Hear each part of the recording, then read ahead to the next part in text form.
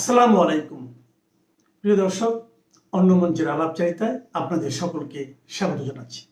প্রিয় দর্শক শ্রোতা, আপনারা এতক্ষণে ব্যানার এবং হেডলাইন দেখে নিশ্চয়ই চিন্তা করছেন হঠাৎ করে কি এমন মিটিং হলো পিনাকি ভট্টাচার্য, লামিয়া মোর্শেদ এবং ডাক্তার ইউনূসের বিরুদ্ধে। হ্যাঁ, এটা হচ্ছে যে গত পরশুদিন রাতে পিনাকি ভট্টাচার্য গিয়েছিল আপনার ডাক্তার ইউনূসের সাথে দেখা করতে। ইউনূসের যে বাসা আছে প্যারিসে, এ বারিয়াসাটা পড়েছে আপনার প্যারিস ৮, ৭ এবং ১৫। এখানে তিনটা ওয়ার্ড বলতে পারেন, বাংলাদেশের ভাষায় ওয়ার্ড বলতে পারেন, মানে আর ফ্রান্সের ভাষায় আমরা বলি ৭৫,০০৮, মানে ৭৫,০০৮, ৭৫,০০৭ এবং ৭৫,০১৫। ১৫, ৭, ৮ এই তিনটে এরিয়া হচ্ছে যে প্যারিসের সবচাইতে দামি এরিয়া। যেমন আমাদের দেশের ডিউচেস ফিউচেস যেরকম নিরাপদ নিরবিচ্ছিন্ন ওই রকম এরিয়া। মানে এইসব এরিয়া যদি আপনি যদি কয়েক হাজার কোটি টাকা হাতে নিয়ে যদি নাড়াইতেও থাকেন রাতের ৩টা বাজে, কেউ এসে আপনারা জিজ্ঞাসা মনে হয় কিরে কি রিজার্ভটা তো বহুত দূরের কা বাদ হ্যাঁ। ওখানে কিছু নেই, সব দামি এরিয়া এবং খুব প্রচন্ড সিকিউর। মানে মানুষের চেয়ে সিভিল পোশাকে মামুরা বেশি, আর ক্যামেরা তো অ্যাভেলেবেল।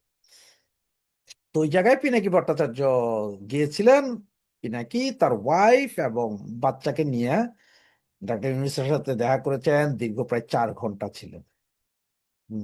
ভাগ্যক্রমে যেহেতু ডাক্তার ইউনূস কাকার যেখানে বাড়ি বর্তমানে, সেই এরিয়ায় এবং সে বাড়ি থেকে জাস্ট ১০০ গজ দূরে, ১০০ গজ দূরে আমি দীর্ঘ প্রায় ২০ বছর ছিলাম। তো ভাই, আমি অত বড় লোক না ওই এরিয়া থাকার মতো। আসলে ওখানে যারা ফ্রান্সে আছেন তারা বুঝবেন শব্দটা আমি বললে বন্দরসম। মানে এটা ১১ তলার উপরে, ১১ তলার উপরে একটা মুরগির খাঁচা বলতে পারেন। মানে আমার এটা ১৩ মেটকারের একটা রুম ছিল। সেই রুমে আমি দীর্ঘ ২৫ বছর ছিলাম। এর ভিতরে ওই রুম কিনা হয়েছে, ওই রুম আমি এখনো ভাড়ায় চলে, এখনো ভাড়ায় চলে। শেষে ওই এরিয়া পুরোটা চিনি। ওখানে এরিয়া ঢুকতে যে আশপাশের দোকান এগুলো সবই আমার পরিচিত, কারণ এতদিন ছিল। তো পিনাকি যে ওইখানে গিয়েছে এই খবরটা আসলে আমি পাই, এটা হচ্ছে যে পিনাকি গিয়েছিল সন্ধ্যা ৭টার পরে। তার মানে তার যে কাজ যেখানে আছে সেখান থেকে কাজ শেষের পরে সে সম্ভবত ৭টা, ৭:৩০ কাজ শেষ করে এরপর হোয়াইট প্লেট নিয়ে ওখানে গেছেন। পিনাকি যদিও প্যারিস শহরে থাকে না, সে বাইরের শহর থেকে, সেখান থেকে এসে সে সেখানে গেছেন, সাথে নিয়ে গেছেন একটা বুকে। বুকে মানে হচ্ছে যে ফুলের তোড়া। পিনাকি একটা ফুলের তোড়া নিয়ে ডাক্তার ইউনূসের সাথে দেখা করেছেন। সেখানে দীর্ঘ প্রায় ঘন্টা দুয়েকের মতো ছিল। তো অবস্থা দৃষ্টি হচ্ছে যে সেইখানে পিনাকির সবচেয়ে ক্লোজ যেই একজন লোক আছে, যে কিনা আগে এক সময় আমারও ক্লোজ ছিল, তার কাছ থেকে সেই আমার ভিডিও কলে দেখাইলো যে দেখেন যাইতেছে পিনাকি, পিনাকি দ্য গ্রেট ৩ ইঞ্চি। তো ওদের মধ্যে কি মিটিং হয়েছে কেউ জানে না। আবার গতকাল বিকাল ৫টার পর থেকে হয়তো আপনারা জানেন যে আপনার ডাক্তার ইউনূস ইউনূস সকালবেলা, তো এটা পত্রিকাতে আসছে, সকালবেলা উনি গিয়েছিলেন আপনার ক্রেডিট এগ্রিকলের একটা ব্যাংক। ওরা ব্যাংক, যে এই সোসাইটি ব্যাংক বিমা ওদের অনেক কিছু আছে। ক্রেডিট এগ্রিকল একটা বড় সোসাইটি, তবে ব্যাংক হিসেবে সবচেয়ে বেশি চিনে আমার বাঙালিরা। ক্রেডিট এগ্রিকল এটা বাঙালিরা ব্যাংক হিসেবে বেশি চিনে। তো ওদের একটা কনফারেন্স সেন্টারে সে সেখানে মিটিং এ গিয়েছিল। ফরাসি একজন মিনিস্টার ছিল সেখানে। তিনি গ্রামীণ ব্যাংক, গ্রামীণ সুদ, লেনদেন এগুলো নিয়ে কথা বলেছেন। তো সবচেয়ে মজার বিষয়টা কি, বিকালবেলা একটা ভিডিও আমাদের এক বাঙালি ভাই তুলে পাঠাইলেন যে পিনাকি এখানে আছে, পিনাকি বলতে সরি ডাক্তার ইউনূস এখানে আছেন এই সে। তবে ঘটনা হচ্ছে যে আসলে ওইখানে উনি যেভাবে ভিডিওটা দেখাইছেন ওইটা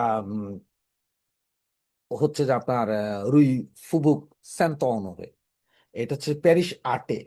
বা ম্যাক্সিমাম লোকরা যদি বলেন তাইলে ওরা চিনে হচ্ছে যে কোসেম হপিতালের এরিয়া বা সেন্ট লেজার এরিয়া বললে আমাদের বাঙালিরা মোটামুটি চিনে, সেন্ট লেজার এরিয়া বললে চিনে। তো সেন্ট লেজার এরিয়া, সেন্ট লেজার মেট্রো থেকে বের হইয়া হাতের বাম দিকে গেলে ওই সেন্টনরে, এটা প্যারিস আটে আম, যে হোটেলটাতে ওকে দেখা গিয়েছে আমাদের ডাক্তার ইউনূস সাহেবকে, সে হোটেলটা হচ্ছে 5 তারকা মানের হোটেল। মানে 5 তারকা, প্যারিস যদিও সবগুলোকে 4 তারকা বলা হয়, কিন্তু এটা 5 তারকা মানের হোটেল। প্যারিসের, ফ্রান্সের 4 তারকা মানে হচ্ছে যে ওয়ার্ল্ডের অন্য জায়গার 5 তারকা হোটেল। এটা হচ্ছে যে লো ব্রিজটল, লো ব্রিজটল।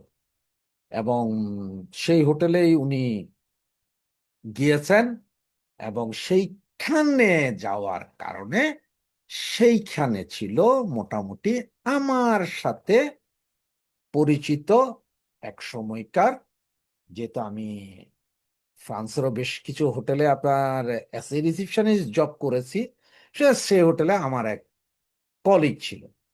তো আমার ওই মেয়ে কলিগ, সে হচ্ছে আফ্রিকান কলিগ।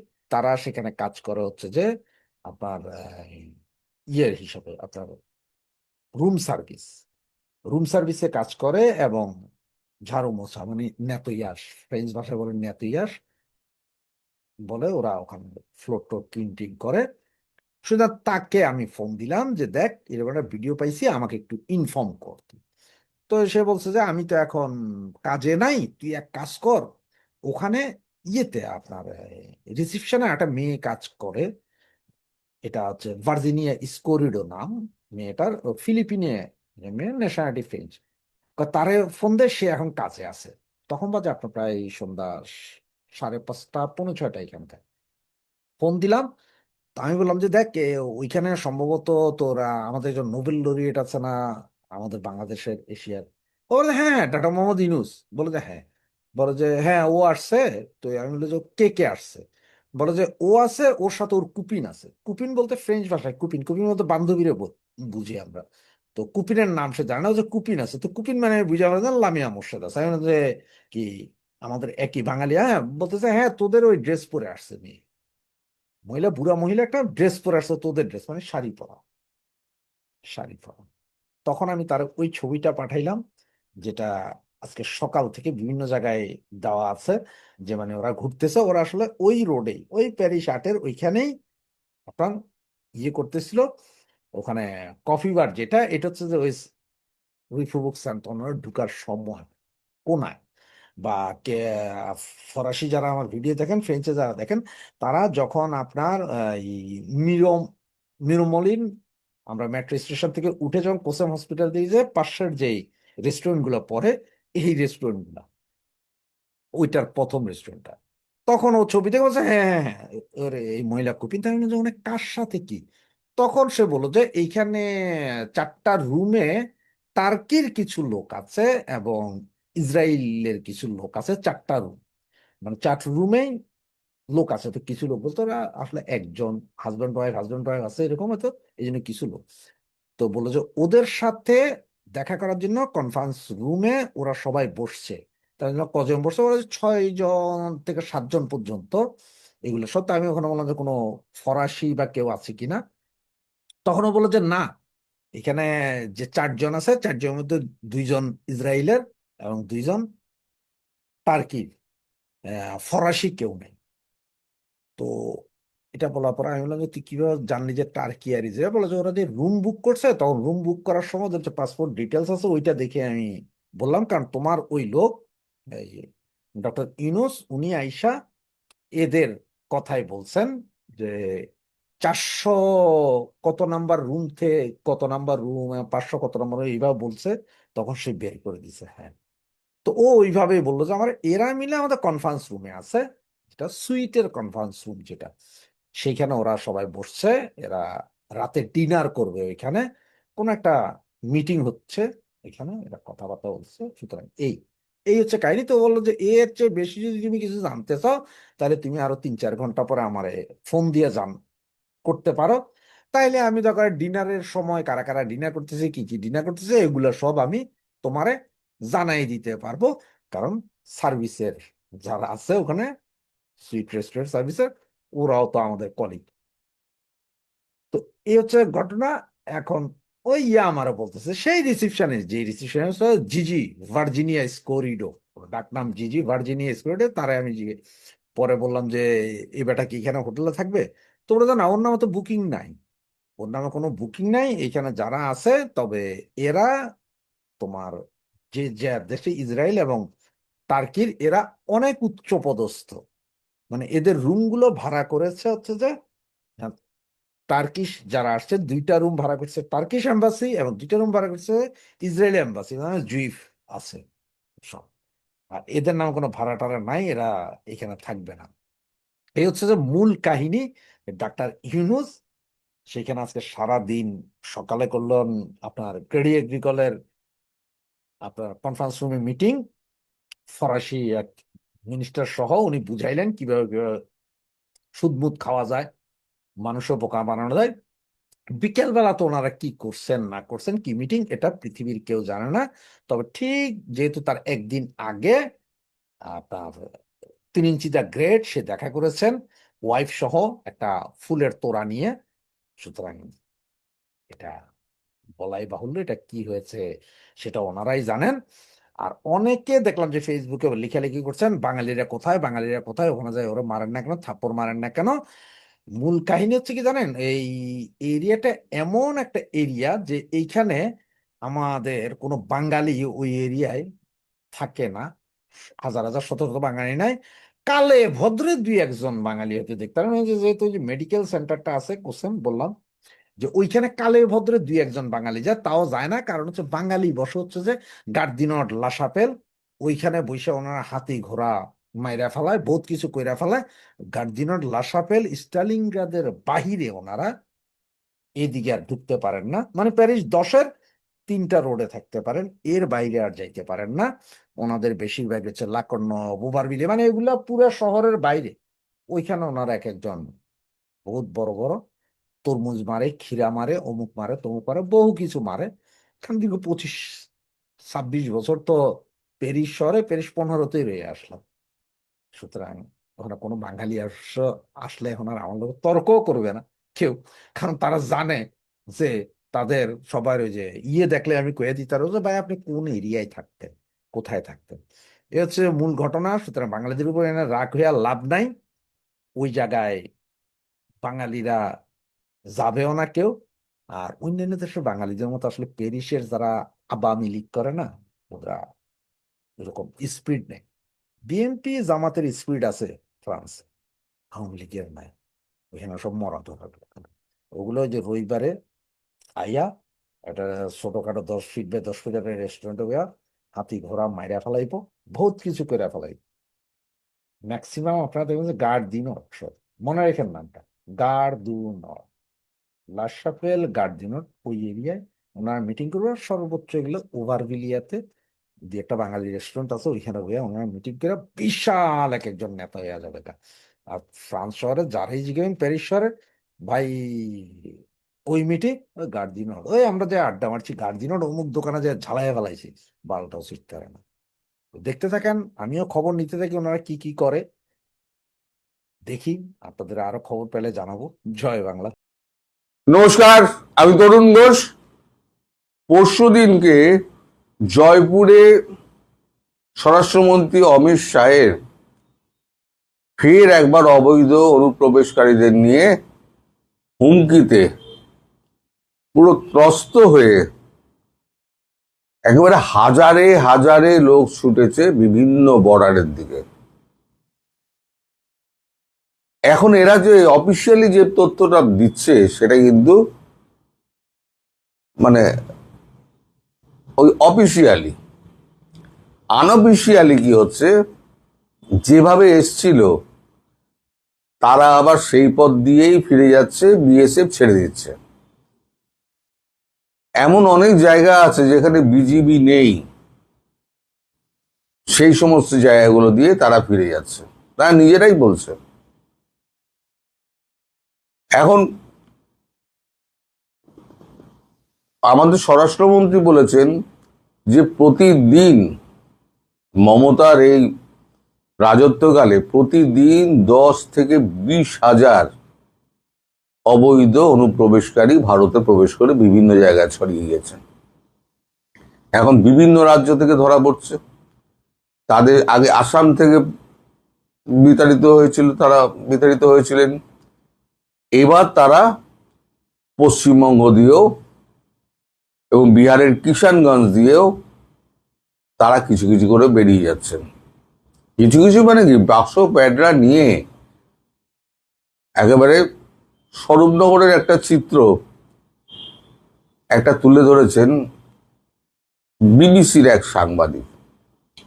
বিবিসি তার উপরে একটা তথ্যচিত্র বানিয়েছে। আমি সেই তথ্যচিত্রের একটা ছোট অংশ, তথ্যচিত্র অনেক বড়, একটা ছোট অংশ আপনাদেরকে তুলে ধরতে চাই। আপনারা একবার দেখুন। ভারতবর্ষের বিরুদ্ধে বিষোদ্গার করতে গিয়ে 2024 সালে আসিফ নজরুল, যেটা 1 নম্বরের মিথ্যেবাদী এবং ফেরেববাজ, সেটা মানুষকে কি ভুল বুঝিয়েছিল যে 26 লক্ষ ভারতীয় নাকি বাংলাদেশে কাজ করে উপার্জন করছে, তাদেরকে দূর করতে হবে, এরাই আমাদের পেটের ভাত মারছে। আজ পর্যন্ত 26টা লোক বার করতে পারেনি। এখন তারা তো এখন ক্ষমতায় ছিল,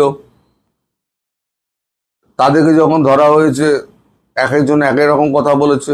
আসিফ নজরুল তো পরিষ্কার বলে দিয়েছে যে আমি যখন বলেছিলাম তখন আমি তো উপদেষ্টা ছিলাম না, এখন আমি উপদেষ্টা। মানে কথার কথা, এটা মানে মিথ্যে কথা বলার জায়গা পায় না। এইবারেতে বোঝ, এই যে হাজারে হাজারে ফিরছে, প্রতিদিন যেমন 10,000 ঢুকেছিল, এইবারে প্রতিদিন 10,000 করে এখান থেকে পাচার হচ্ছে। আমরা তথ্যচিত্র দেখেই বুঝতে পেরেছেন যে এরা কিভাবে এখানে এসে কাজকর্ম করত, সরকারি সুযোগ সুবিধা নিত এবং সরকারি হাসপাতালের সন্তানদের জন্ম দিত। আবার গর্ব করে বলছে যে আমি 4-5টা সন্তানের জন্ম দিয়েছি। এরা সব হচ্ছে অবৈধ বাংলাদেশি, যারা এই লক্ষ্মীর ভান্ডার নিয়েছে, যারা ভোট দিয়ে তেমন লোকও রয়েছে স্বীকার করেছে ভোট দিয়েছে, যারা করে কমে খেয়েছে, সরকারি সুযোগ সুবিধা নিয়েছে। এবার বাংলাদেশে যখন যাবে তখন তাদের কি দুরবস্থা হয় একবার তারা নিজেরা ভোগ করে দেখুক। মানে বাংলাদেশের বর্তমানে যা অর্থনৈতিক অবস্থা এবং যা কর্মক্ষেত্রের অবস্থা, তাতে ওখানে গিয়ে কাজ না পেয়ে তাদেরকে না খেয়ে মরতে হবে। এখন এই যে পারাপারের বিষয়টা না, এই পারাপারের বিষয়টা সে বামফ্রন্ট আমল থেকে চলছিল, কিন্তু এত ব্যাপকভাবে হয়নি। যেটা আমাদের মমতা বন্দ্যোপাধ্যায় একদম স্বীকৃতভাবে করে দিয়েছিলেন যে তোমরা নির্ভয়ে এসো, শুধু আমাদের ভোটটা দিয়ে দিও। এখন এই যে যারা ওই ভোটার কার্ড, আধার কার্ড তৈরি করে দিয়েছিল, এমন 62,000কে ধরা হয়েছে সারা দেশে। 62,000, হিসেবটা কম নয়। এই যারা জালি মালগুলো তৈরি করত, বিভিন্ন ওই ছোট ছোট ক্যাফে খুলে তারা 10,000, 15,000, 5,000, 8,000 যে যেমন পারত মাথায় বাড়ি বেড়ে তারা এরম টাকা আদায় করতো। 62,000 ফিগারটা কম সারা দেশে? তাহলে কত লক্ষ কত কোটিকে এরা এখানে ঢুকিয়েছে এবং আধার কার্ড, ভোটার কার্ড এইগুলোকে বানিয়ে দিয়েছে, বিভিন্ন নকল পরিচয়পত্র। এখন এই সমস্ত ধরা পড়ে গেছে। এরপরেও আবার স্বরাষ্ট্রমন্ত্রী গতকালকে বলেছেন যে আবার একটা SIR এর মতো হবে, আবার নতুন করে আবার নিরীক্ষণ করা হবে, কারণ এই 27 লক্ষ যে বাদ পড়েছে তারপরে তার মধ্যে অনেক লুকিয়ে রয়েছে, সেগুলোকে খুঁজে বার করা হবে। অতএব আমাদের এখান থেকে ঘাট থেকে প্রায় 4-5 কোটি মানুষ, আগে তো 2 কোটি বলা হচ্ছিল, আমার হিসেব হচ্ছে 4-5 কোটি মানুষ অন্তত আমাদের হালকা হবে। আমরা এবার যদি জনগণনা করি তাহলে দেখতে পাবো অরিজিনালি আমাদের 140 কোটির দেশ নাকি 135 কোটি না 133 কোটি। আমাদের কত কোটির দেশ আমরা তো বুঝতে পারবো। এদিকে তাড়িয়ে দিতে পারলে আমাদের অর্থনীতিও দাঁড়াবে, শিল্পও দাঁড়াবে, সামাজিক স্থিতিশীলতাও ফিরবে। বাংলাদেশটা বুঝুক তারা কি করবে। বড় বড় কথা তো আছে, কলকাতা দখল করতে গেছিল 7 দিনে, তা দখল কর। এখন তোদের লোকজন তোদের ঘাড়ের ওপর চেপে বসছে, ভারতবর্ষের সঙ্গে পাঙ্গা কার সঙ্গে নিচ্ছে? সমান সমান মর্যাদায় কথা হবে, চোখে চোখ রেখে কথা বলবো, চোখ রেখে কথা বল। সবাই ভালো থাকবে। হলো যে এরাও ভয় পাইছে, যারা কি বলে মানে ওই 1.5 বছর 2 বছর ধরে যারা অত্যাচার নির্যাতন তারা কিন্তু ভয় পাইছে, তাদের মনের ভিতরে কিন্তু শেখ হাসিনা ঢুকে পড়ছে। নাহলে সে এই লোকটা কেন এইটা নিয়ে স্ট্যাটাস দিতে যাবে? তার তো দরকার নাই, সে এখন মাস্টারি করতে পারে যাওয়ার কথা, সে মাস্টারি বাদ দিয়ে এই মাস্টারিতে নামলো কেন? কারণ হলো সে ভয় পাচ্ছে যে শেখ হাসিনা যদি ফেরত আসে বা শেখ হাসিনা কার মনে ফেরত আসলে তার ধাও। আপনি জানেন এই লোকটা কিন্তু এখন রাস্তাঘাটে ঠিক মতো হাঁটতে পারে না, কোথাও যায় না, বাজার করতে যায় না, 5-4 দিনে কোথাও যেতে পারে না, সে একঘরে হয়ে বসে আছে। যাই হোক, এখন বোঝা কথা হলো ভয় পাইছে। এখন আপনি আসছেন যে প্রসঙ্গটা ছিল ইউনুস কি ফিরবে, আমার কথা হলো ইউনুস কেন চলে গেল? আপনি যদি এটুকু দেখেন, আমার কাছে ব্যাখ্যাটা একটু ভিন্ন মনে হচ্ছে। ইউনুস কেন গেছে? ইউনুস কেন? এক নম্বর ঈদের জামাতে প্রেসিডেন্ট থাকবেন, প্রাইম মিনিস্টার থাকবেন, তার তো কোনো জায়গা নেই, আছে? নাই। উনি তাহলে কই যাবেন? কোথায় যাবেন? গুলশান আজাদ মসজিদে যাবেন? ওখানে তো মার খাবেন। এখন তার জন্য যথেষ্ট স্টেপ আছে এখানে মার খাওয়া থেকে ঠেকানোর জন্য।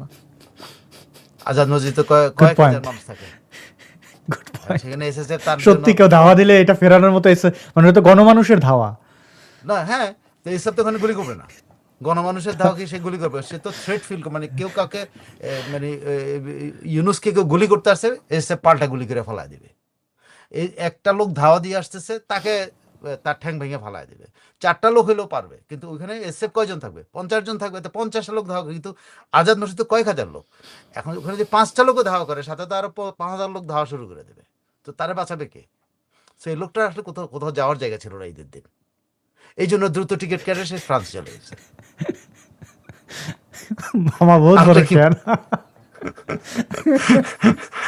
আমার তো মনে হয়েছে, বিশ্বাস করেন, আমার হয়েছে সে এই অপ্রীতিকর অবস্থা থেকে বাঁচার জন্য মিটিং এর নাম করে সে পালাই গেছে। পালায় যে সে কদিন ওখানে থাকবে, ওর শিষ্যদের সাথে দেখা হবে না? ওর জঙ্গি শিষ্যরা তো ওখানেই থাকে, ওখান থেকে বাংলাদেশে জঙ্গিপনা চালায়। সে জঙ্গি শিষ্যদের সাথে থাকবে, ওদের সাথে মিটিং করে নেক্সট ফর্মুলা কি, তাদের জামাতকে কীভাবে ক্ষমতা আনতে পারে, সব ফর্মুলা নিয়ে আলোচনা হবে। হয়তো উনি ওখান থেকে জামাতেও জয়েন করতে পারেন, এমন হতে পারে। জামাতের শীর্ষ নেতা হিসেবে ইউনুস আবির্ভূত হতেও পারে, কারণ ওখানে উনি তার কোনো কাজ নেই। ওখানে জামাতের অনলাইন নেতারা থাকে, হ্যাঁ, যারা জামাতকে পরিচালনা করে। তো এটা হতে পারে। আর আমি হয়তো এতক্ষণ ফান করে কথা বললাম, কিন্তু ফান না, আমার কাছে মনে হচ্ছে ইউনুস কিন্তু ভয় পেয়েছে। এখন সে আসলে কিভাবে নিজেকে রক্ষা করবে, আর নিজের রক্ষা করার ফর্মুলাগুলো তার বের করতে হবে। এই জন্য সে দেশে বিদেশে যেখানে পারুক তার একটা আশ্রয় খুঁজে বেড়ানো, কারণ সে এখন আমেরিকা গেলে নিরাপদ না, ফ্রান্সে গেলে নিরাপদ না, ইটালি কোথাও সে নিরাপদ না। তাহলে ফ্রান্স, আমি যদি বলি যে এই অপ্রীতিকর অবস্থা, এটাও বোধ হয় ইয়ে না, সেখানেও সে কিন্তু ওই গর্তের মধ্যে ফ্রান্সে আন্ডারগ্রাউন্ডে কোনো একটা জায়গাতে থাকবে, থেকেছে। সে ফ্রান্সে নামাজ পড়ছে, তো আপনি এখন পর্যন্ত আমি ফ্রান্সের কোনো বন্ধুর অ্যাকাউন্ট আমি দেখলাম না। আমার অনেকগুলো পরিচিত আছে যারা নামাজ পড়ে এসে তারা কিন্তু দিছে, স্ট্যাটাস দিছে, আমরা নামাজ পড়েছি, এই করেছে, কোলাগুলি করছে, এসব। ইউনুসের সাথে কেউ কোলাগুলি করতে দেখলাম না, ইউনুস কারেকশন। সো লোকটা পালিয়ে গেছে। সেই পলাতক জীবনটা আর কতদিন এভাবে সামাল দেবে?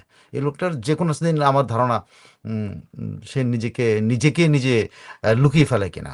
অনেকে বলে হিটলার বেঁচে ছিল, অনেক দিন লুকিয়েছিল, সেরকম এই তার হিটলারের পরিণতি হয় কিনা, এটা হলো আমাদের মানে এখন সন্দেহ লাগে না। লোকটা তো পলাতক জীবনযাপন করছে, এসএসএফ পাহাড়ার তো কিন্তু পলাতক জীবনযাপন করতেছে। একটা কথা কিন্তু আমাদের ভেবে দেখা উচিত সাইফুল রহমান ভাই, আপনি মজা করে বলেন, সিরিয়াসলি বলেন, ইউনুস এসএসএফ এর সিকিউরিটি নিছে, কিন্তু তাকে আমি তেমন কোনো পাবলিক পরিসরে দেখি নাই। মানে ইনডোর প্রোগ্রাম, মানে হাইলি সিকিউর প্রোগ্রাম ছাড়া এমন কোনো জায়গায় যাইতে। আর আওয়ামী লীগের লোকজন আসলে এমনও লোক আছে, তার যদি বড় ধরনের কোনো শাস্তিও হয়, ইউনিচারে একবার অন্তত ডিম মাইরে হইলো সে জেলে যায় প্রাউড ফিল করবে। এইটা আওয়ামী লীগের এরকম ডেডিকেটেড কর্মী লাখ লাখ আছে, এটা কোনো সন্দেহ নাই। এবং আহ, মানুষের মানে সোশ্যাল মিডিয়া তো বটের দখলে, জামাতি বটদের, সেখানেও কিন্তু মানে এখন সাধারণ যে মানুষটা, ফ্লোটিং যে মানুষ সম্প্রদায় ছিল আর কি, তারা কিন্তু ইউনিচার বাটপারি বুঝে গেছে। দেশ যে বিক্রি করে দিয়েছে এটা কিন্তু এখন আর অস্পষ্ট না। অনেকগুলো সংকট বাংলাদেশে, বিদ্যুৎ সংকট থেকে শুরু করে ধর্ষণের মতো ঘটনাগুলো কিভাবে ঘটছিল সাইফুল রহমান ভাই, জননিরাপত্তা বাংলাদেশে তলানিতে, সাধারণ মানুষের জীবন জীবিকা এগুলো আসলেই হুমকির মুখে। কেউ জানে না যে আগামী 2 মাস পরে তার কি হবে। ব্যবসা প্রতিষ্ঠান ধ্বংসপ্রায়, গার্মেন্টস সেক্টরে যারা কাজ করতেন, আমাদের গার্মেন্টস শ্রমিকরা, তারা এখন দেশে ফিরে গিয়ে মানে অনেক ধরনের বিপর্যয়, আমাদের এই মানুষের চতুর্মুখী বিপর্যয়।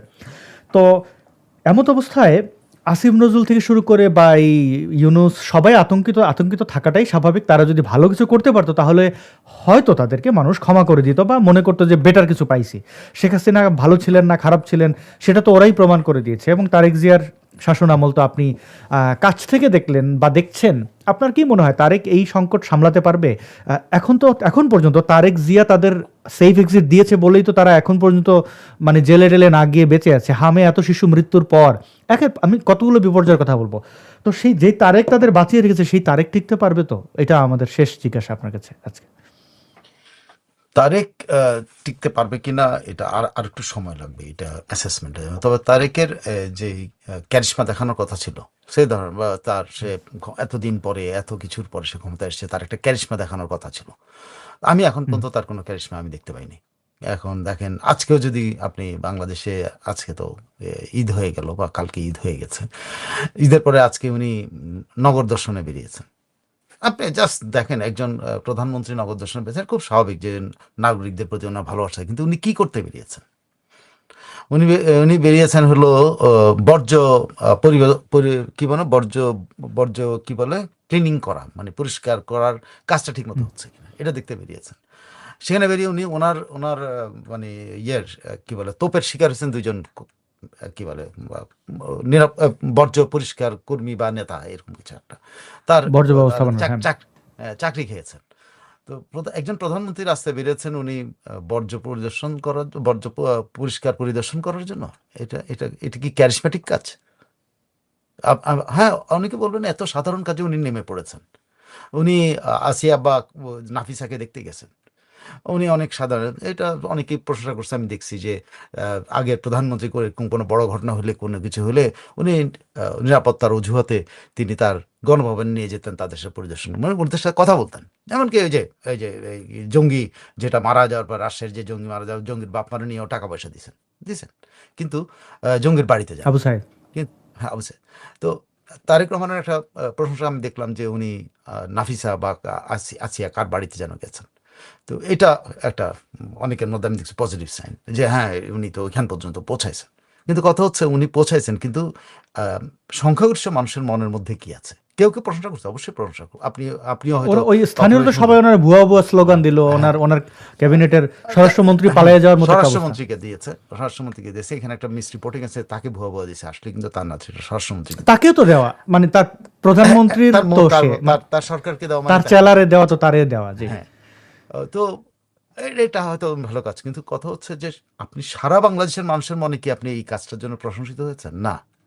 কেন নেই? কেন সারা বাংলাদেশে কিন্তু হামে আক্রান্ত, যেমন ধর্ষণে আক্রান্ত শিশুরা, তেমনি হামে আক্রান্ত শিশুরা মারা যাচ্ছে। আজকেও আপনি যদি দেখেন 11 জন না 17 জন মারা গেছে, এবং ঢাকা শহরে 9 জন মারা গেছে। ঢাকা আক্রান্ত এখন। কিন্তু তো উনি কি হামের এই শিশুদেরকে দেখতে হাসপাতালে গেছেন, নাকি ওনার বর্জ্য দেখতে গেছেন? যদি এটা তুলনামূলক বিচারে আসেন, আজও কালক মানুষ কিন্তু এটা বিবেচনা করবে যে এটা হিরোইক কাজ হলো না এটা একটা সাধারণ মানের একটা কাজ হলো। সো উনি যে ক্যারিশমা দেখানো করছিল, সে ক্যারিশমা এখন পর্যন্ত আমি তার মধ্যে দেখিনি। আমার অনেকে দেখতে পারেন, তার দলের লোকরা তো অন্ধের মতো, এটা খুব স্বাভাবিক ব্যাপার, দলের লোকরা অন্ধের মতো তার সমস্ত কর্মকাণ্ড পছন্দ করবে, কিন্তু যারা দলের বাইরে তারা কি করবেন? দলের বাইরে তারা দেখতে পাচ্ছেন একজন প্রধানমন্ত্রী রাস্তায় বেরিয়ে বর্জ্য ব্যবস্থাপনা দেখতে বেরিয়ে দুজনটা চাকরি খেয়ে দিচ্ছেন। বিশ্বাস করেন মানুষ কিন্তু এইভাবে দেখবে যে একজন প্রধানমন্ত্রীর কাজ এই যে পরিষ্কার পরিচ্ছন্নতা কর্মীর চাকরি হওয়া। কারণ একটা সিটি কর্পোরেশন একটা স্বায়ত্তশাসিত প্রতিষ্ঠান, সে তার অনুযায়ী সে চলবে। এটা মেয়রের কাজটা কি প্রধানমন্ত্রী করা উচিত? করতে পারেন। প্রধানমন্ত্রী তো মাটি কেটে মাটির মাথায় নেন নাই, মাটি সরাচ্ছেন, করতে পারেন। সেটা হলো আপনি গণমানুষের কাজ যদি আপনি হয়, এটা আপনি একটা বর্জ্য ব্যবস্থান আপনি শিখেছেন, এটা কি ক্যারিসমেটিক কাজ? সো আমি এখন পর্যন্ত তার কোনো ক্যারিসমেটিক কাজ একটাও দেখতে পাইনি এই পর্যন্ত। তার যেগুলো আপনি আলোচিত কাজ, একটা হলো মানে ট্র্যাডিশনাল পদ্ধতিতে কোদাল দিয়ে মাটি কেটে ইয়ে করা, এটা আমি দেখছি ওনার কাজের মধ্যে। উনি নাফিসা বা আসিয়ার বাসায় গেছেন, এটা আমি দেখতে পেয়েছি। উনি বিরোধী দলীয় নেতার বাসায় গিয়ে তার কাছে সাহায্য প্রার্থনা করছে। 3-4টা কাজ আমি মানে পার্টিকুলার নিতে। আর লাস্ট দেখলাম হলো বর্জ্য। কোনোটাই কি ক্যারিসমেটিক মনে হয়েছে আপনার কাছে?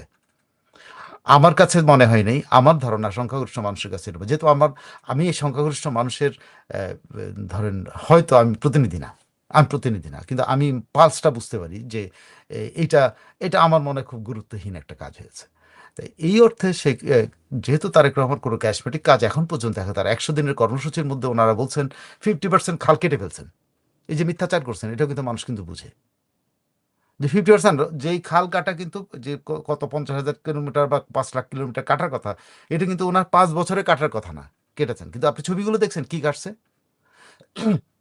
খালগুলিকে আমাদের দেশে জোড়া বলে না, গ্রামীণ দেশে জোড়া বলে না, মানে একটা সামান্য একটা পানি প্রবাহ থাকতে পারে আর কি, নালা আর কি, নালার মতো করে কাটছেন। আপনি দেখেন বিভিন্ন ছবি আসতেছে, কিন্তু খাল কাটা হয়েছে, কিন্তু খাল কাটা হয়েছে যে একটা খালের যে বিস্তৃতি, সেই বিস্তৃতি না কেটে মাঝখানে খালের বুকের মধ্যে একটা নালা কাটা হয়েছে। এই ছবিগুলো কিন্তু আসতেছে। তো এগুলো যখন আরো সামনে আসবে তখন কিন্তু আরো উনি বিতর্কিত হবেন। তো তারেক রহমান এখন পর্যন্ত বাংলাদেশে এমন কিছু দেখাতে পারেন নাই, এমন কোনো কথা বলতে পারেন নাই যেটা মানুষের মনে আলোচিত হয়েছে। যে মানুষ কিন্তু এই জিনিসগুলো মানুষের মধ্যে সব মানুষ কিন্তু তার কাজটা বুঝবে না। 90% মানুষ কিন্তু তিনি কি কাজ করেন বুঝবে না, কিন্তু তিনি কোনো আলোচিত কাজ করলে কিন্তু মানুষ বুঝবে। যেটা পানের দোকানে আলোচিত হবে, চায়ের দোকানে আলোচিত হবে, রেস্টুরেন্টে আলোচনা হবে, বিভিন্ন জায়গায় বাজারে আলোচনা হবে, তার কিছু আমি চোখে পড়ে না। এই পর্যন্ত উনি ক্ষমতায় আসলে এরপরে কন্টিনিউ করতে গিয়ে উনি কি করবেন না করবেন, কোন ক্যারিশমা দেখাবেন, কোন বড় বড় কাজ করবেন, আমি এখন পর্যন্ত কিছু জানি না। যদিও শুনছি যে উনি অনেক বড় বড় বিষয় নিয়ে চিন্তা ভাবনা করছেন, এখনো প্ল্যান করছেন। দেখা যাক, এখন অপেক্ষা করা। ক্ষমতায় থাকবেন কিনা সেটা নির্ভর করবে এই যে ওনার কতগুলি ওনার ক্যাবিনেট এবং ওনার ক্যাবিনেটের লোকজনের সমন্বিতভাবে দেশে সফল কোনো কিছু করা, যেটা উনি বলতে পারেন আমি সফলভাবে বাজার ব্যবস্থাপনা করেছি, যে বাজারের দাম টাম কমায় আমি সফলভাবে অর্থনৈতিক ব্যবস্থাপনা করেছি বলতে পারেন। আমি 2 দিন আগে 3 দিন আগে একটা বাজেট আলোচনার মধ্যে আমি দেখতে পেয়েছি, আপনি আশ্চর্য হবেন যে সেখানে বলতেছে যে তারা 40% রেভিনিউ করবেন। যদি করতে পারেন it will be the greatest thing in Bangladesh, যে রেভিনিউ যদি মানে 40% বাড়াইতে পারেন। কিন্তু বাংলাদেশের প্র্যাকটিক্যাল সিচুয়েশন কি সম্ভব? আমি জানি না এটা সম্ভব কিনা, কিন্তু ওনারা মনে করছেন না। এটা করতে পারলে তো অবশ্যই উনি ইতিহাসের মধ্যে স্থান করে নেবেন যে একটা প্রধানমন্ত্রী সেই প্রথম বছরে যে 40% রেভিনিউ ইনকাম করেছেন, যে সরকারের ঘাটতি কমিয়ে ফেলছেন। খরচের পরিমাণ উনি যতই হোক না কেন, উনি সরকার এবং আয় এবং ব্যয়ের মধ্যে যে ঘাটতি, সেই ঘাটতি কমিয়েছে। এটা বড় ব্যাপার। অ্যান্ড ওটা করতে পারবেন কিনা আমি জানি না। কিন্তু ওই বাজেট আলোচনার মধ্যে গিয়ে আমি দেখছি যে মানুষজন যারা আলোচনা করছে তারা এটাকে ঠাট্টা মশকরা করতেছে। তো একটা গভর্নমেন্টের সামনেই প্রথম বিগ ইভেন্ট, এটা হলো বাজেট। সেই বাজেটটার মধ্যে উনি কিন্তু তেমন কোনো আলোচনা মানে মানুষের মনে আলোচনার মধ্যে স্থান, উল্টো মানুষের মনে আলোচনার স্থান পেয়েছে কি, যে শেখ হাসিনা গভর্নমেন্ট কি বলে, আপনার মনে আছে কিনা যে পার্লামেন্টে দাঁড়িয়ে তখনকার অর্থমন্ত্রী, হ্যাঁ তখনকার অর্থমন্ত্রী ছিলেন হলো কি বলে ওনার নাম, অর্থমন্ত্রী বলেন তো, যে সিলেটের সাইফুর রহমান, না আবুল মাল আব্দুল মুহিত ছিল। মুহিত দাঁড়ায় বলছিল কি যে বিদেশ থেকে যে রেমিটেন্সের উনি কর বসাবেন। এইটা নিয়ে পার্লামেন্টে হ্যাভি হাওকা হইলো। শেখ হাসিনা দাঁড়িয়ে বললেন যে কোনো কর তো দেওয়া হবে না, উল্টো তাদেরকে প্রণোদনা দেওয়া হবে 2.5% করে। উনি ঘোষণা দেন, এবং শেখ হাসিনা ওই সময় জনরোষটাকে কোনো মতে ম্যানেজ করছিলেন। মানে বিদেশ থেকে প্রবাসীরা টাকা পাঠায় বাপের জন্য মায়ের জন্য, সেখানে উনি কর বসানোর প্ল্যান করছিলেন। সেটা অনেক টাকা, শেখ হাসিনা যখন দেখছে যে এইটা তো জনগণের মতের বিরুদ্ধে একটা কাজ হয়, তখন তাৎক্ষণিক পার্লামেন্টে দাঁড়িয়ে উনি এটা প্রণোদনাটা মানে ট্যাক্সটা উইথড্র শুধু করেন নাই, প্রণোদনা দিয়েছিলেন। এখন দেখেন সেই এই গভর্নমেন্ট এসে এখন আবার ওই যে প্রবাসীদের আয়ের উপরে কিন্তু আপনি ট্যাক্স বসাতে যাচ্ছে। তো এটা কি খুব আলোচিত এটা কি মধুর বিষয় হবে তার জন্য? যেই প্রবাসীরা এই শেখ হাসিনা সরকারকে উৎখাত করার জন্য প্রচণ্ড রকম যুদ্ধ করছেন, জেল কাটছেন, অমুক কাটছেন, তাদের কাছে এটা কেমন হবে? মনে হবে না ওদের গালের মধ্যে একটা চর মারছে? এবং তাদের পরিবার মনে করবে না যে বিএনপি তাদের গালে চর মারছে? তাদের তাদের যেখানে শেখ হাসিনা 2.5% উনি প্রণোদনা দিতেন, যে 100 টাকা দিলে 102.5 টাকা পেত, সরি 12.50 পেত। সেখানে এখন পাবে যে ট্যাক্সি পাঠাক না, 100 টাকা যদি পাঠায় 100 টাকা কম পাবে। আপনি সেই প্রবাসী খুশি হবে? প্রবাসীর পরিবার খুশি হবে? বাট এগুলো করতে যাচ্ছে কিন্তু ওই যে 40% ট্যাক্স বাড়ানোর জন্য এসব। এখন এই যে মানে চিন্তা ভাবনা এবং তার কর্ম, উনি কি কি আসলে পলিসি মানে নিবেন এবং অ্যাপ্লাই করবেন জনগণের উপর, সেটার উপর নির্ভর করবে ওনার জনপ্রিয়তা, সেটার উপর নির্ভর করবে ওনার মানে দীর্ঘদিন ক্ষমতায় থাকা। কিন্তু এখন পর্যন্ত যেটা মনে হচ্ছে, তিনি তার এই দীর্ঘমেয়াদী মানে ক্ষমতাকে দীর্ঘমেয়াদী করার জন্য কোনো রকম কোনো পলিসি মেক করতে পারছেন বলে, বা পলিসি ইমপ্লিমেন্ট করতে বা পলিসি সামনে আনতে পারছেন বলে আমার মনে হয় না। সম্মানিত দর্শক, শেখ হাসিনা মাথা উঁচু করে বাংলাদেশে ফিরবেন, এটি নিয়ে খুব আলোচনা হচ্ছে। আওয়ামী লীগের যারা লোকজন, তাদের মধ্যে আনন্দের কোনো সীমা এবং পরিসীমা নেই। বিরোধী দল যারা আছেন, বিশেষ করে তরুণ যারা আছেন, তারা সবাই বলছেন আসো আসো আসো, আমরা তো তোমার জন্যই অপেক্ষা করছি। তুমি এয়ারপোর্ট দিয়ে নামবে, এই জন্য এয়ারপোর্টের পাশে আমরা আগের থেকে বাসা ভাড়া করে বাড়ি তৈরি করে সেখানে তোমার জন্য, তোমাকে স্বাগত জানানোর জন্য আমরা বসে থাকব। আপনারা বুঝতে পারছেন যে এই ধরনের কথাবার্তা সাধারণত এনসিপি এবং জামাত শিবিরের যারা লোকজন রয়েছেন তারাই এই কথাগুলো বলছেন। বিএনপি কার্যত এখানে খুব ডিপ্লোম্যাটিক যে অ্যাটিটিউড সেটা তারা প্রদর্শন করছে। ওরকম কথাবার্তা না বলে তারা শুধু বলছে যে হ্যাঁ তিনি আসেন, তিনি যদি আসেন তার প্রতি অবিচার করা হবে না, দেশের যে প্রচলিত আইন কানুন রয়েছে সেই আইন কানুন মোতাবেক তাকে বাংলাদেশে আইনের সুবিধা দেওয়া হবে, তার প্রতি অত্যাচার করা হবে না, অবিচার করা হবে না, ইত্যাদি ইত্যাদি নানা কথা। তো আওয়ামী লীগের যারা লোকজন, তারা মানে শেখ হাসিনাকে মনে করে অপার্থিব কোনো শক্তির আধার।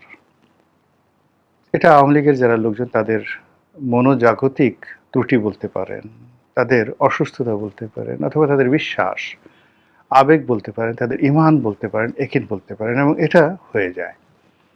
দীর্ঘদিন ধরে আপনি যখন কারো নেতৃত্বে নিজেকে বিলীন করেন,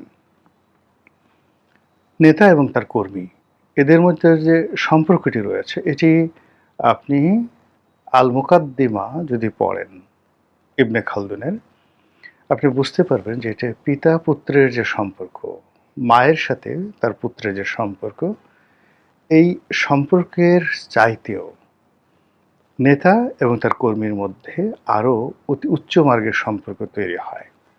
এর কারণ হলো পিতা এবং মাতাকে সবাই লালন পালন করেন, শ্রদ্ধা দেখান, সন্তানকে পিতামাতা লালন পালন করেন, কিন্তু ঠিক রাজনৈতিক কর্মে একজন কর্মী, একজন সেনাপতি, একজন সৈনিক তার কমান্ডারের, তার নেতা, তার রাষ্ট্রপ্রধানের হুকুম মতো যেভাবে জীবনের সবচেয়ে গুরুত্বপূর্ণ যে বিষয় জীবন, নিজের জীবনটি দিয়ে দিতে পারেন বা দিয়ে দেন, এরকম ঘটনা পারিবারিক জীবনে দেখা যায় না। তো এই কারণে হয় কি, যে কোনো যে রাজনীতির যে গোত্র, রাজনীতির যে সূত্র, রাজনীতির যে দলবাজি, এটা যারা এই দলের সাথে সম্পৃক্ত তারাই বুঝতে পারবে। যেমন ধরুন জামাতের সভাপতি শফিকুর রহমান, তো জামাতের সভাপতিকে আপনি যত কথাই বলেন না কেন, তিনি তার দলের পীরে কামেল। তার দিকে তাকালে জামাতের যারা লোকজন রয়েছে তারা মনে করে তাদের পাপ ক্ষয় হয়, তাদের পুণ্য হয়, এবং নেতার হুকুম পালনের মধ্যেই তাদের দুনিয়া এবং আখিরাতের কল্যাণ নিহিত রয়েছে। ঠিক আপনি যদি বিএনপির নেতাকর্মীদের কাছে যান, তারা হয়তো ইসলামের পরিভাষা এভাবে বলবে না, কিন্তু তারা জনাব তারেক রহমান সাহেব কিংবা বেগম খালেদা জিয়া, এই দুজনের প্রতি তাদের আনুগত্য, শহীদ প্রেসিডেন্ট জিয়াউর রহমানের প্রতি তাদের শ্রদ্ধা, এটা আপনি ওই কেবলমাত্র একদম ব্রুট বা ব্রুটালি বিএনপি না করলে আপনি এই সমস্যাটা বুঝতে পারবেন না। দলের অনেক লোক দীর্ঘদিন যাবৎ বঞ্চিত। এই যে সরকার গঠিত হলো, আপনি গিয়ে দেখেন যে তারেক রহমান সাহেব তার ইচ্ছা মতো অনেক লোককে নিয়োগ দিয়েছেন যাদের সঙ্গে দলের কোনো সম্পর্ক নেই। এতে করে অনেক সিনিয়র যারা নেতৃবৃন্দ রয়েছেন তারা মারাত্মকভাবে অপমানিত বোধ করছেন, কিন্তু তারা দল ছেড়ে যাচ্ছেন না, দলের বিরুদ্ধে কথা বলছেন না, নিজেরা সমালোচনা করছেন, এটা কেন হলো, এটা কি হলো, এটা কি করা ঠিক, এই সরকার কি টিকবে, ইত্যাদি ইত্যাদি। কিন্তু যদি বাংলাদেশ জিন্দাবাদ বলা হয়, প্রথম বাংলাদেশ আমার শেষ বাংলাদেশ বলা হয়, তাহলে কিন্তু ওই যে তারেক রহমান সাহেবের সামনে যেভাবে মন্ত্রীরা দৌড়াচ্ছে, বা যারা মন্ত্রিত্ব লাভ করার পর তারেক রহমান সাহেবকে তাদের পিতার আসনে বসিয়েছেন, পীরের আসনে বসিয়েছেন, অলি আল্লাহ গাউস কুতুবের আসনে বসিয়েছেন, তারা যেভাবে তাকে সম্মান করেন, ওই যে দলের যে আঘাতপ্রাপ্ত কর্মী বা নেতা যে কিছুই পায়নি, দলের বিপদে সেও কিন্তু একইভাবে বরং এই যে এখন যারা সুবিধাভোগী তাদের চাইতেও বেশি দলকে ভালোবাসবে। এই যে দল করার কারণে মানুষের মধ্যে যে পারস্পরিক সম্পর্ক, এটা অনাদিকাল থেকে, মানে একেবারে আদিকালেরও আদিকাল, যখন মানুষ পাহাড়ে বসবাস করত গোত্রগতভাবে, তখন থেকে এই সম্প্রীতিটা চলে আসছে। তো সেই দিক থেকে আওয়ামী লীগের যে প্রায় 6 কোটি মানুষ যারা সরাসরি আওয়ামী লীগ করে, এদের মধ্যে রাগ আছে, অভিমান আছে, ক্রোধ আছে, পরস্পরের প্রতি বিক্ষোভ আছে, অন্তর্দ্বন্দ্ব আছে, কলহ আছে, বিবাদ আছে, কিন্তু দলের প্রতি আর দলের নেত্রীর প্রতি, শেখ হাসিনার প্রতি তাদের যে সমর্থন, তাদের যে ভালোবাসা, সেটা একটু কমেনি, বরং আরও বেড়ে গেছে। এই কারণ হলো যে ধরুন এখন বিএনপি ক্ষমতায় আসছে বা জামাত ক্ষমতায় আছে, তো এই সময় এদের মধ্যে অনেকগুলো সমস্যা তৈরি হয়েছে, যেগুলো তারা যখন বিরোধী দলে ছিল তখন ছিল না। আবার এখন আওয়ামী লীগের মধ্যে যে মমত্ববোধ তৈরি হয়েছে, প্রেম ভালোবাসা তৈরি হয়েছে, এবং তারা যেভাবে এখন দলের জন্য কাজ করতে, বাংলাদেশে ফিরে আসতে প্রাণপণ তারা চেষ্টা চালিয়ে যাচ্ছে, এবং যার যার অবস্থান থেকে তারা যেভাবে নিজেদের পকেটে টাকা খরচ করছে, সেটি দল ক্ষমতায় থাকতে তারা কখনো করেনি। তো সেই দিক থেকে আওয়ামী লীগ যে একটা মানে বাংলাদেশের রাজনীতির জন্য একটি, যাকে বলবো কি বলবো, একটা মাইলস্টোন, এটি হিমালয়, এটি সমুদ্র, এটি বঙ্গোপসাগর, এটি পদ্মা, মেঘনা, যমুনা, আপনি যেটা বলেন না কেন, আপনি বাংলাদেশ যদি ধরেন তাহলে আপনি ঠিক বাংলাদেশে কেওক্রাডাং, বা আপনি যদি উত্তরবঙ্গে যান সেখান থেকে যে কাঞ্চনজঙ্ঘা দেখা যায়, সেই কাঞ্চনজঙ্ঘার রূপ, কিংবা আপনি যদি কক্সবাজার যান তাহলে বঙ্গোপসাগরের রূপ, পদ্মা, মেঘনা, যমুনার রূপ, এটা ছাড়া আসলে বাংলা কল্পনা করা যায় না। একইভাবে রাজনীতির ক্ষেত্রে আওয়ামী লীগ এখন এরকম একটা অবস্থা তৈরি করে ফেলেছে, প্রায় 70 বছরে তাদের যে সুদীর্ঘ রাজনীতির যে ইতিহাস, সেই ইতিহাসে তারা যে লিগ্যাসি তৈরি করে ফেলেছে, এই কারণে বাংলাদেশে যদি মিলিটারি শাসন আসে, ডিক্টেটরশিপ আসে, একজন মুসলিনি আসে, একজন হিটলার আসে, তখন হয়তো আওয়ামী লীগের নাম এভাবে উচ্চারিত হবে না। কিন্তু অ্যাজ লং অ্যাজ আপনি রাজনীতির কথা বলবেন, দলের কথা বলবেন, আওয়ামী লীগের কথা বলবেন না, কিন্তু জামাত এবং এনসিপি, বিএনপির কথা বলবেন, হবে না। এখানে আওয়ামী লীগের নাম আসবেই, নাম্বার 1। নাম্বার 2 হলো শেখ হাসিনা। এই দলটির যে নেতৃত্ব 1980 সন থেকে সরাসরি আজ অবধি, তাহলে 46 বছর ধরে এই দলটির সর্বোচ্চ নেতৃত্বে তিনি আছেন।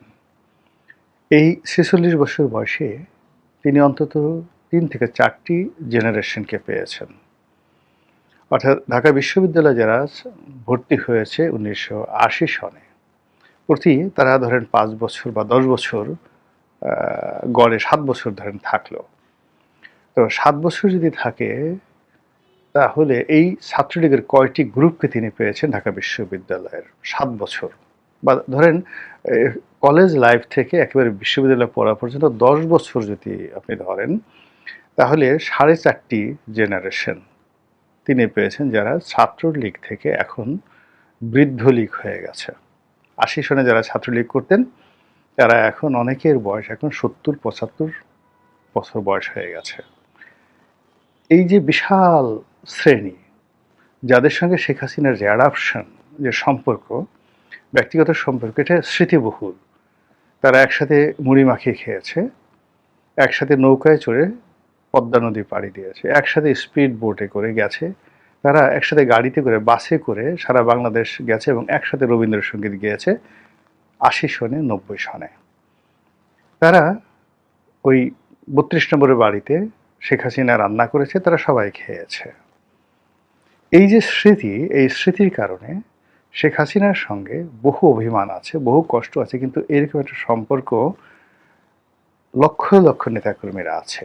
আর যারা, আমি তো বললাম যে 6 কোটি মানুষ যারা আওয়ামী লীগ করে তারা তো আছে। তার বাইরে এরকম স্মৃতিকাতর শেখ হাসিনার কথা মনে করে কারো পেট পুড়ে, কারো বুক পুড়ে, কারো মন খারাপ হয়ে যায়, কারো রাগ হয়ে যায়, কেউ ছুটে দিল্লিতে যেতে চায়। এই যে দলের প্রতি যে আনুগত্য, সেই আনুগত্য অন্য সব দলের মতোই, জামাতের মতো। একটা লোক ধরেন এখন সিপিবি, ছোট একটা দল, কিন্তু সিপিবি বা বাসদ এই দলগুলো দেখবেন যে অনেকগুলো মানুষ আদর্শিক কারণে অনেকে বিয়েই করেনি, সারা জীবন এই দল করে তারা জীবন শেষ করে দিল। বিসিএস চাকরি পেয়েছে, অনেক পাকিস্তানের সিএসপি অফিসার হওয়ার সুযোগ ছিল, সব কিছু বাদ দিয়ে তারা কিন্তু এই দলগুলো করেছে। তো এই যে দল করার যে মনোবৃত্তি, সেটা আওয়ামী লীগের মধ্যে খুব বেশি প্রবল। এর কারণে এই দলটি সেই ক্ষমতায় গেছে বারবার। 54-তে ক্ষমতায় গেছে, 70-এ ক্ষমতায় গেছে, তারপরে 96-তে ক্ষমতায় ছিল, এরপরে 96-এর পরে টানা একেবারে 2008 থেকে 24 পর্যন্ত। আবার সুদীর্ঘকাল রাজপথে থেকেছে, বারবার তাদেরকে নিষিদ্ধ করা হয়েছে, জেল জুলুম হুলিয়া। মানে আমাকে যে দেখিবারে পায়, মানে অসীম ক্ষমায় ভালো মন্দ মিলায়ে সকলই, শেষের কবিতা সিজে বিখ্যাত উক্তি। এখন আওয়ামী লীগের যারা লোকজনরা আছে এর মধ্যে শুধুমাত্র মাখন খাওয়া পার্টি নেই, জেল খাওয়ার মানে খাটা পার্টি আছে, মন্ত্রী হওয়া পার্টি আছে, মানে মন্ত্রী হয়েছে জেলও খেটেছে। আবার ধরেন আওয়ামী লীগকে ব্যবহার করে মাস্তানি করেছে, চাঁদাবাজি করেছে, আবার জেল খেটেছে, প্রতিপক্ষের সাথে মারামারি করেছে। সেটা সব মিলিয়ে মানে এই দলটির সঙ্গে যে তাদের যে সম্পর্ক, সেই সম্পর্কটি এইরকম যে তারা মরে যাবে, রক্ত মাংস আলাদা হয়ে যাবে, কিন্তু আওয়ামী লীগ থেকে তাদেরকে আপনি আলাদা করতে পারবেন না। আর এই যে আওয়ামী লীগের যে রাজনৈতিক মনোবৃত্তি, সেই মনোবৃত্তির কেন্দ্রে ম্যাগনেটিক পাওয়ার হিসেবে যিনি আছেন তিনি শেখ হাসিনা। এখন যেটা বলছিলাম যে এই যে শেখ হাসিনা ম্যাগনেটিক পাওয়ার হিসেবে আছেন, তিনি এখন কি অবস্থায় আছেন, কোথায় আছেন আমরা সবাই জানি। কেউ বলছেন পালিয়ে গেছেন, কেউ বলছেন না পালিয়ে যাননি, তাকে রাষ্ট্রীয় হেলিকপ্টারে করে পাঠিয়ে দেওয়া হয়েছে। কেউ বলছেন তিনি আর জীবনে ফিরে আসতে পারবেন না, কেউ বলছেন তিনি আবার আসবেন, একেবারে প্রধানমন্ত্রী হিসেবে আসবেন, এয়ারপোর্ট থেকে তাকে স্যালিউট দিয়ে নিয়ে প্রধানমন্ত্রীর রূপে বসাতে হবে। কারণ তিনি যে পদত্যাগ করেছেন, পদত্যাগের কাগজ নেই, রাষ্ট্রপতি বলেছে। অন্যান্য যে সমস্ত কথাবার্তা ইউনূস আমলে বলা হতো, সংবিধানের এত অনুচ্ছেদ, 106 অনুচ্ছেদ, এখন এগুলো নিয়ে কেউ আলোচনাই করছে না। অনেক বড় বড় বিএনপির নেতা, ডক্টর মোহাম্মদ ইউনূসের বুদ্ধিজীবী, তারা খালি হন্যে হয়ে খুঁজছে শেখ হাসিনা যে পদত্যাগটা করেছেন সেই পদত্যাগের পেপারটা কই। যদি পদত্যাগের পেপারটা না থাকে তাহলে এটা আগামীতে শেখ হাসিনা যদি ফিরে আসে এটা ঝামেলা তৈরি হবে, ভীষণ রকম ঝামেলা তৈরি হবে। সে যদি এসে নতুন করে পদত্যাগ করে তাহলে একরকম, আর যদি বলে যে না আমি পদত্যাগ করিনি, কাগজ দেখাও, ইত্যাদি ইত্যাদি নানা রকম ঘটনা, তাহলে সেটার পরিণতি কী হবে। সব মিলিয়ে রাজনীতি এরকম একটা জটিল অবস্থায় যখন ঘুরপাক খাচ্ছে, ঠিক সেই সময়টাতে স্বয়ং শেখ হাসিনা তিনি বললেন যে আমি ফিরবো মাথা উঁচু করে। এখন আমার প্রশ্ন হলো, ভালো কথা, তিনি মাথা উঁচু করে ফিরবেন, মাথা তো উঁচু করেই ফিরবেন, তো সেক্ষেত্রে মাথাটা কতটা উঁচু থাকবে? যদি তিনি জনগণের নেত্রী হয়ে আসেন, জনগণের কামনা বাসনার যাকে বলা হয় স্বপ্নকে ধারণ করে তিনি আসেন, আমি মনে করি তার মাথা অবশ্যই উঁচু থাকবে এবং সে মাথা একেবারে পৃথিবীর ছাদ ফুঁড়ে, আসমান ফুঁড়ে আরও বহুদূর যাবে, আরও সে আজিম পর্যন্ত চলে যেতে পারে। কেন? বিকজ ওই যে আল্লাহর হিকমা, আল্লাহর রহমত, আল্লাহর হুকুম, যে আল্লাহ যাকে ইচ্ছা তাকে ক্ষমতায় বসায়, যাকে ইচ্ছা তাকে ক্ষমতা থেকে তাকে টেনে হিসেবে নামায়, আবার যাকে ইচ্ছা তাকে ক্ষমতা ফেরত দেয়। যখন শেখ হাসিনাকে ক্ষমতা ফেরত দিবে তখন সেই ক্ষমতার সঙ্গে আরশে আজিমের একটা যোগাযোগ থাকবে। এই গেল এক। আল্লাহর হুকুম, মানুষের ভালোবাসা, মানুষের দোয়া এবং দেশের প্রয়োজন, এই গেল একটা। আর একটা হলো যে তিনি ঠিক যেভাবে ডক্টর মোহাম্মদ ইউনূস আসছে আমেরিকার দালাল হয়ে, তাবেদার হয়ে, সেন্ট মার্টিন দ্বীপ দেওয়ার কথা বলে, মার্কিন গোলামি চুক্তির কথা বলে, এবং অন্যান্য যাদের নাম শোনা যাচ্ছে, তাদের মতো করে যদি তিনি আসেন তার মাথা উঁচু থাকবে না, বরং তার সারা জীবনের যে অর্জনগুলো আছে সেই অর্জনগুলো নষ্ট হয়ে যাবে। তিনি অপমানিত হবেন, আরও লাঞ্ছিত হবেন, এবং শেষ বয়সে এতটা লাঞ্ছিত অপমানিত হবেন যেটি কল্পনাও করা যায় না। থার্ড, তিনি যদি ভারতের তাবেদার হয়ে আসেন, ভারতের দালাল হয়ে আসেন, একইভাবে তার মাথা উঁচু থাকবে না। এখন ভবিষ্যতের ব্যাপার আল্লাহ জানেন। আপনারা অপেক্ষা করুন এবং দেখতে থাকুন যে তিনি আসেন কি আসেন না, বা আসলে মাথাটা কিভাবে উঁচু থাকে আর কিভাবে নিচু থাকে। আসসালামু আলাইকুম রহমতুল্লাহি ওয়া বারাকাতুহু।